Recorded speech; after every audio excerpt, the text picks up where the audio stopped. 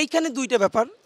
সমন্বয়কদের বিরুদ্ধে যেই চাঁদাবাজি বলি, যেটা আর বলি, এইটা মিডিয়া অনেক সময় অনেকটা তারা বলছে যে মিডিয়া তাদের বিরুদ্ধে এক ধরনের একটা আ মানে প্রচারণা চালাচ্ছে। কিন্তু এই কথা বলে তারা যে মোটেও করাপ্টেড হয় নাই, এইটা কিন্তু কোনো সঠিক কথা না। আবার সবাই মিলে সারাদিন করাপশন করছে, এটাও কোনো কথা না। আমরা মিডিয়ার কাছে বলতে চাই, সমন্বয়ক কি অন্য কোনো নায়ক, করাপশন কাউরে ধরলেই প্লিজ প্রোপাগান্ডা না করে ডকুমেন্ট সহ নিউজ করুন, তাদেরকে বাংলাদেশ রুখে দিবে। আর ধরেন একটা সত্য কথা বলি, যারা সমন্বয়ক আমাদের ভাই বন্ধুই তো। এই সমন্বয়ক কারা? ধরেন আমিও বলি, আমরা সবাই আমাদের ভাই অথবা আমাদের বাবা, আমাদের চাচা, কেউ আওয়ামী লীগ, কেউ বিএনপি। তো আমাদের রক্তে হলো সেই পলিটিক্যাল কালচার যে আমরা করাপ্টেড হইতে চাই।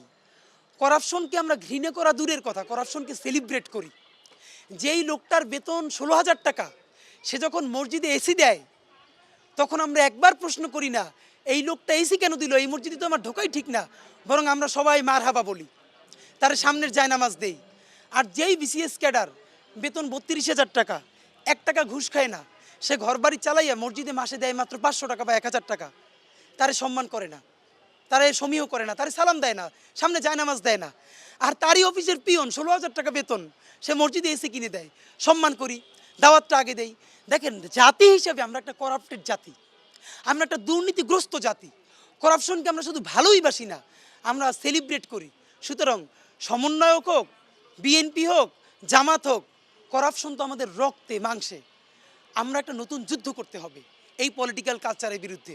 সেই যুদ্ধটা কি? যার যে কয় টাকা বেতন, এর থেকে বেশি ফুটানির জীবনযাপন করলেই তাকে ঘৃণা করতে পারতে হবে। যে কয় টাকার জীবন, কয় টাকা স্যালারি পায়, তার চেয়ে ভালো টি শার্ট পরলে, ভালো জামা পরলে, বেশি ফুটানি দেখাইলে, মসজিদে এসি দিলে, তারা জিজ্ঞেস করতে হবে আপনার বেতন কত, টাকা পান কই।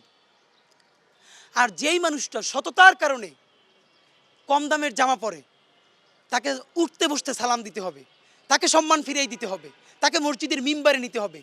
এই কালচার সবাই মিলে যদি করতে পারি, তাহলে এই দুর্নীতি আস্তে আস্তে পিছনে যাবে এবং সততার সেলিব্রেশন বাড়বে। দেখেন আমাদের কি কালচার ছিল, আজ থেকে ছোটোবেলায় দেখেছি 20 বছর আগেও আমাদের এলাকায় কোনো মানুষ যদি নিজের ইনকামের চেয়ে একটু বেশি টাকা খরচ করতো, কেউ খাওয়াইতে চলে, আমাদের মুরব্বীরা বলতো হারামের টাকা খাবো না।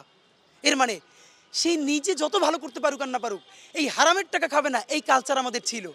আর এখন হয়ে গেছে হারামের টাকাটা উদযাপন করবার। জাতিগতভাবে এটার বিরুদ্ধে দাঁড়াইতে হবে, করাপশনের এমনভাবে দাঁড়াইতে হবে, কোনো ছেলে যদি আমার বোনকে দেখতে আসে এবং তার হাতে ঘড়ি থেকে 50,000 টাকার, তারা জিজ্ঞেস করতে হবে স্যালারি কয় মাসের, এত টাকার ফোন চালাও কেমনে, এত টাকার ঘড়ি পরো কেমনে।